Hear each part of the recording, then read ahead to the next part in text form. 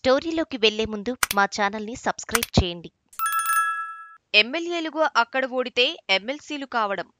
తెలంగాణలో కాంగ్రెస్ ఆధ్వర్యంలో కొత్త ప్రభుత్వం కొలువుదీరిన నేపథ్యంలో నామినేటెడ్ పదవుల నియామకం మొదలు కానుంది. దీనికి ముందు 2 శాసనమండలి ఖాళీలకు ఎన్నికలు జరగనుండటం, అవి కూడా కాంగ్రెస్కే దక్కనుండటం డబుల్ బొనాంజా అయింది. వాస్తవానికి ఖాళీ అయిన ఎమ్మెల్సీ స్థానాలు బీఆర్ఎస్వే. జనగామ నుంచి గెలిచిన పల్లా రాజేశ్వరరెడ్డి, హుజూరాబాద్ నుంచి నెగ్గిన పాడి కౌశిక్ రెడ్డి ఎమ్మెల్సీలుగా రాజీనామా చేయడంతో తాజా ఉప ఎన్నికలు వచ్చాయి. అయితే ఈ 2 స్థానాలకు విడివిడిగా ఎన్నికలు జరపాలని ఎన్నికల సంఘం నిర్ణయించడం అనూహ్యంగా కాంగ్రెస్ కు కలిసి వచ్చింది. తద్వారా శాసనసభలో మెజారిటీ సీట్లున్న పార్టీగా 2 ఎమ్మెల్సీ స్థానాలను కైవసం చేసుకునే అవకాశం దక్కింది. ఈ వీడియో నచ్చినట్లయితే లైక్ చేయండి, సబ్స్క్రైబ్ చేయండి.